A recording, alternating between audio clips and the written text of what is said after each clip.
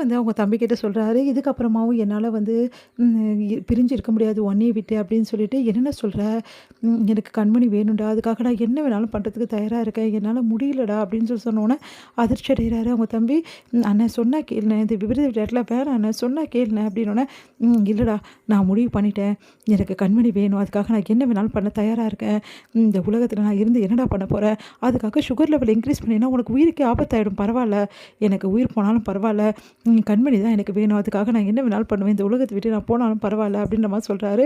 அத கேட்டு வந்து என்ன பண்றதுன்னு தெரியாம கார்த்தி வந்து தவிர்க்கிறார். வேணாண்ணே வாணான்னு சொன்னா கேட்கவே மாட்டேங்கிறாரு. உடனே போய் நெறைய ஸ்வீட்ஸ்லாம் அள்ளி அள்ளி சாப்பிட்றாரு.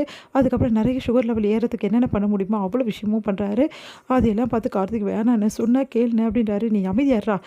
எனக்கு கண்மணி வேணும்டா. அதுக்காக நான் இப்படி பண்ணி தான்டா தீருவேன். என் கண்மணி எனக்கு கிடைப்பாடா. நான் என்ன வேணாலும் செய்வேன்" அப்படின்னு சொல்லிட்டு அவ்வளோ மோசமா வந்து எல்லாமே எடுத்து எடுத்து சாப்பிட்டுட்டே இருக்கா. இதெல்லாம் பார்த்து கார்த்திக் ரொம்ப மனசு கஷ்டப்படுறாரு.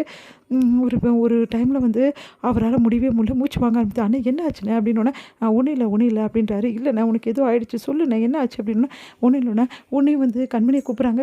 "அண்ணி வாங்கலை ஒரு நிமிஷம். அண்ணனுக்கு கொஞ்சம் உடம்பு சரியில்லை" அப்படின்னோடனே, "இந்த பொய்யெல்லாம் சொல்லாதீங்க கார்த்தி.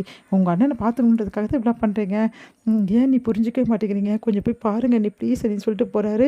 உடனே போய் சரி கண்மணி என்ன ஆச்சுன்னு போய் இப்போ பார்க்குறாங்க.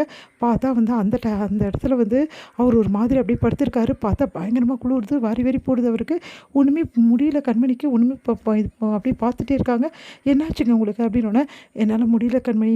என்னாச்சு இப்படி இப்படி வந்துச்சு உங்களுக்கு?" அப்படின்னோடனே, கை கால்லாம் உதற ஆரம்பிக்குது அன்புக்கு. அப்படி பயந்து போகிறாங்க.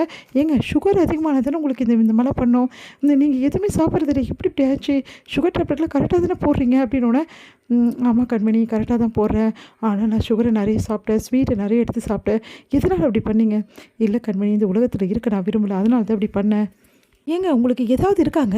இப்படிலாம் சாப்பிட்டா சுகர் லெவல் இன்க்ரீஸ் ஆகும். உங்களுக்கு உயிருக்கு ஆபத்தா இருக்கணும்." "பரவாயில்ல கண்மணி. அப்படி ஆபத்து ஏற்படும் தான் நான் இப்படி பண்ணிட்டுருக்கேன். ஏன்னா நீ என்னை கண்டுக்கிறதே கிடையாது.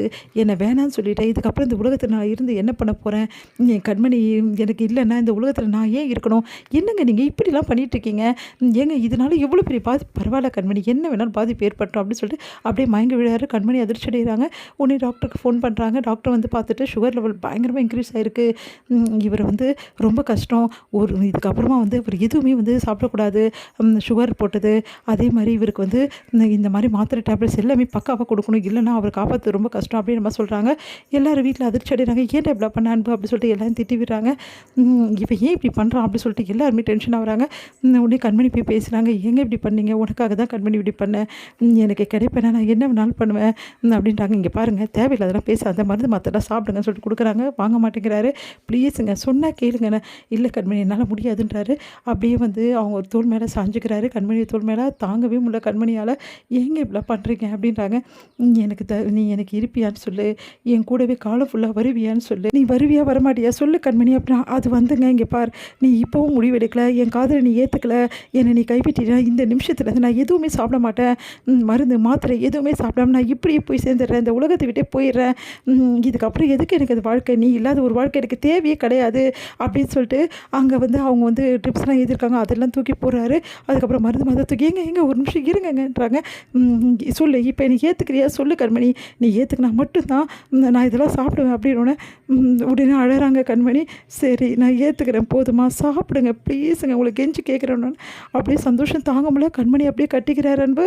தாங்க முடியாத சந்தோஷம். அவ்வளோ சந்தோஷமாக "நிச்சயமாவா கண்மணி நிச்சயமாவா கண்மணின்றாரு." அப்படின்றாங்க. சந்தோஷம் தாங்கலை.